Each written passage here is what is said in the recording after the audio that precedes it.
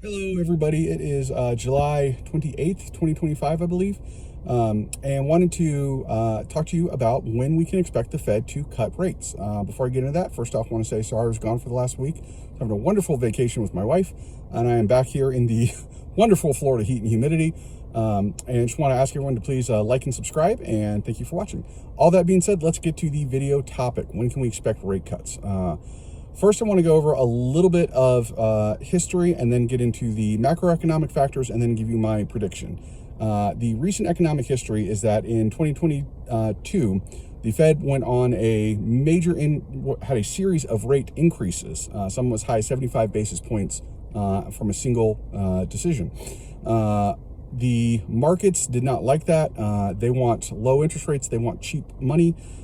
So they began pricing in rate cuts in late 2022. And what that means is that basically the stock market has convinced itself that rate cuts are coming. And so they should go ahead and pay higher prices for stocks now, because when the Fed cuts rates, those companies will make more money because they'll be able to borrow capital more cheaply. And thus, as they become more profitable, and that will raise the stock. And so go ahead and not only buy the stock now, but buy it at a higher price. They spent the last few months of 2022 pricing in rate hikes. They spent all of 2023 pricing in rate hikes. Sorry, rate cuts. They spent the first several months of 2024 pricing in rate cuts. They finally got some rate cuts in mid to late 2024, a few months before the election. And you can debate as to why the Fed cut rates at that time, and I'll leave that up to you. But they finally got some, and then after they got them, they then priced in even more rate cuts. After Trump was elected, they priced in more rate cuts, and then in 2025, they have been consistently pricing in more and more rate cuts.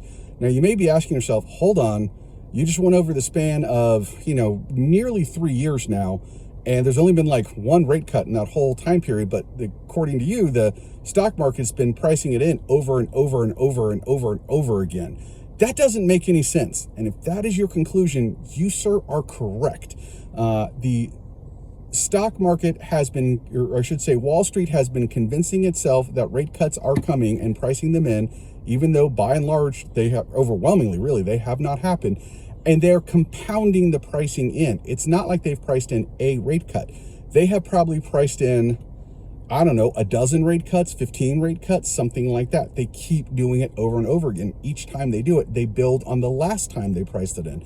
That's why the stock market, if you look at over the last 3 or 4 or 5 years, just keeps going higher and higher and higher and higher, way faster than economic growth or any other macroeconomic indicator would really show. So first off, the reason I go through all of this is to let you know, if you're wondering, why do you keep hearing about rate cuts in the market? It's because the dream of rate cuts have been pushing our stocks higher and higher and higher and higher and higher and higher and higher as they price in one after another and build on all the other ones that they've previously priced in, even though they're not happening.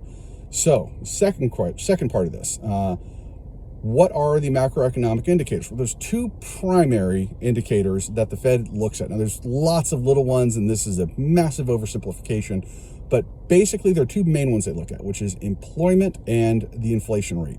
They want low unemployment, and low inflation.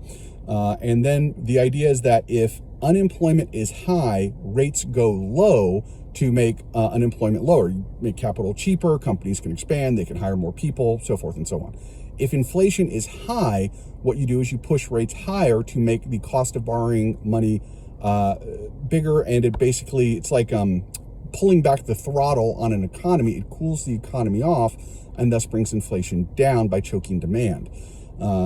So the better way to think, or an easier way to think of it, is that for employment, unemployment rates are inversely related to the unemployment rate. As unemployment goes up, rates go down. As unemployment goes down, rates go up. They are directly correlated to the inflation rate. Higher inflation, higher interest rates. Lower inflation, lower interest rates. Okay, so where are we now? We are in an era of low unemployment. And the unemployment numbers in the last few weeks have actually been getting better. What appears to be happening, as best I can tell, and I'm doing all this in real time, is that Trump's immigration policy is having a positive net impact on Americans' employment situation. So many foreigners are basically self-deporting, and many others are simply not coming here for jobs who otherwise would have, that what it means is that for the first time in years, all the job gains are going to native-born Americans. Under the Biden administration, native-born Americans were steadily losing employment, whereas foreign workers were steadily gaining employment. That has reversed itself completely. There's a large amount of self-deportation, probably over 1 million people by now, and this is creating labor shortages in agriculture, in hospitality, in construction, and so these companies are now having to actually hire Americans to do that. Now, by and large, they're not hiring them in fairly large numbers, but even hiring them in relatively small numbers is enough to generally improve the overall employment. So remember what I said, this one is inversely correlated to the, or I should say inversely related to the to the Fed funds rate. So what that means is as the employment situation improves, rates should, if anything, go up. I don't think the Fed's going to raise them based on it, but they're sure as heck not going to cut them because of it. So that pressure is going toward keeping rates where they are. Or if anything, if it was to drive a change, I don't think it will, but if it was, it would drive in the direction of raising rates. The second major indicator is the inflation rate. The inflation rate dropped to about 2.3% around April and has ticked up ever since. It's up to about 2.8% right now. This is the impact of Trump's tariff policies. I'm going to do some videos on some of the new data that's come out on that. That'll come later, hopefully later this week. But right now, Americans are absorbing around 90% of the cost of the tariffs. The first month or two, that was not the case. The first month or two, it was foreign companies, by and large, were absorbing it by price cuts or subsidies or things like that. So in other words, the American importer still had to pay the actual tariff, but then the foreign exporter would cut the price or something to make up for it. That is shifting as foreign exporters are realizing this is not a short-term temporary deal. This is long-term, and they're starting to raise prices. And if you've heard the news about Walmart raising prices, which Trump has publicly criticized them for, Walmart is doing this because they're a massive importer, and so they are having to pay more and more for the stuff they import. They're being taxed vis-a-vis the tariffs, and so they're starting to steadily raise prices. Inflation is ticking up. Now, remember, inflation is directly related to the inflation rate. The federal funds rate. So higher inflation, higher rates.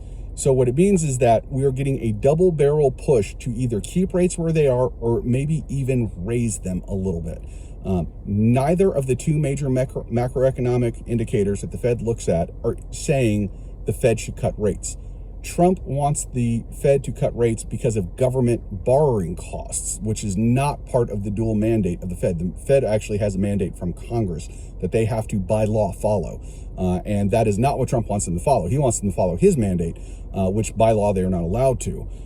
So, prediction time. What is coming? Do we have a rate cut coming? And the answer is, for the remainder of 2025, I would say no. I do not see it anywhere on the horizon. Now, there could be a 9/11 terror attack. There could be another COVID kind of thing. Any number of things could happen which could cause this all to change course. There are black swans, externalities, whatever term you want to use, something that is non-foreseeable. But right now, both major macroeconomic indicators are saying the same thing to the Fed, which is don't cut rates, and if you just simply have to change them, you probably should raise them a little bit. So no, we do not have any rate cuts coming on the horizon for the remainder of this year. I do not know about 2026, and I am not about to predict anything for 2026 at this point. Trump is making major economic policy changes almost every day, and trying to see that far out is just a fool's errand, in my opinion. Will we get rate cuts or not in 26? Hell if I know. Your guess is as good as mine. But for the remainder of 2025, rate cuts are not coming, in my opinion. Hopefully I'm wrong. Maybe we get some, well, I don't know, maybe not hopefully, depending on what causes the rate cuts. But if I'm wrong, I'll certainly admit it and eat some crow about it later this year. All right, bye-bye, everybody.